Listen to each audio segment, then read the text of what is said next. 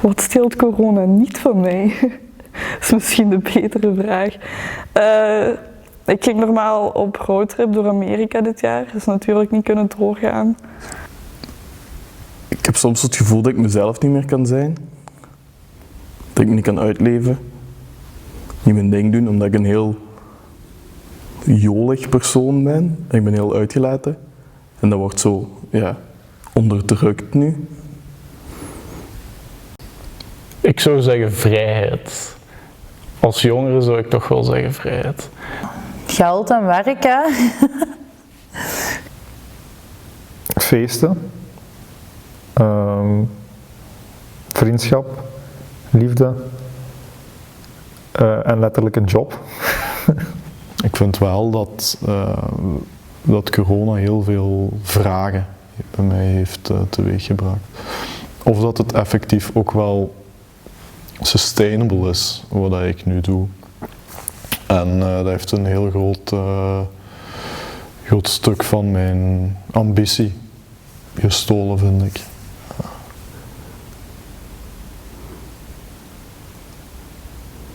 Ik apprecieer meer de vrienden en familie rondom mij. Dat sowieso. Zo meer de momenten met uw vrienden appreciëren. En ja, gewoon alle dingen appreciëren die je nu mist eigenlijk.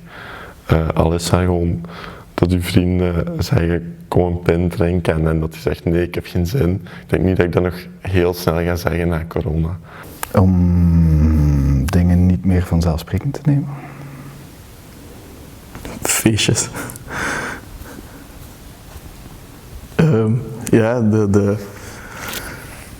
De dingen gewoon wanneer dat je samen kunt zijn met veel mensen. Daar snak ik naar, denk ik. Zeker als je dan zo filmpjes of zo terugziet, ja, dan komt er wel eens een traantje bij kijken. Kleine dingen eigenlijk, heel normale dingen. Een dak boven mijn hoofd. Mensen die eens af en toe berichtjes sturen van hey, hoe gaat het eigenlijk met u? Tijd bij mijn familie, ja. Tijd voor jezelf nemen.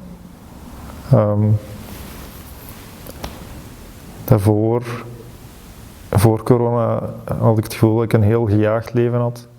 En dat ik heel veel druk op mezelf legde. En nu heb ik het meer het gevoel dat ik zo af en toe accepteer dat ik op mijn gemak mag doen. Ik weet niet of je dat nog herinnert, maar vanaf dag 1 was die zomerrecht. En dat heeft gewoon aan één stuk doorgeduurd. En ik denk dat dat voor altijd een herinnering van mij gaat blijven van dat wauw-effect van de lente. Gewoon zo van wauw, En dat vond ik iets heel symbolisch zo op dat moment. Zo, corona enerzijds en dan zo die pracht van die natuur anderzijds. Dat was precies echt van, de wereld is ons er iets aan het vertellen en we moeten daar echt naar kijken en we moeten daar ook echt naar luisteren. En dat is een schreeuw van de planeet om te zeggen van, denk aan mij en zie hoe mooi ik ben en stop met dat hier allemaal te vernielen. Ja, dansen hè. Wat anders. Waarschijnlijk even ziek worden. Dat is een heel roze wereld, denk ik. Tja, ik denk toch een keer heel goed op stap gaan. Waarschijnlijk is naar mijn oma gaan en haar eens goed vastpakken. Dan ga ik rechtstreeks naar huis rijden, denk ik. En iedereen een goede knuffel geven en nog een keer een goed feestje houden, denk ik. Ik ga denk ik echt eerst eens heel goed niezen zonder het aan mijn elleboog te moeten doen.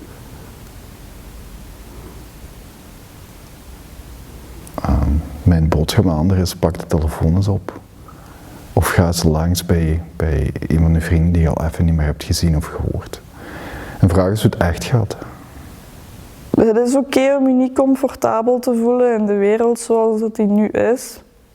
En het is oké om niet te weten wat dat gaat doen bent. Ik weet ook niet wat ik aan het doen ben. Eenheid. Laten we er allemaal samen voor gaan en ons best doen om goed te zijn voor elkaar en voor de wereld waarin we leven.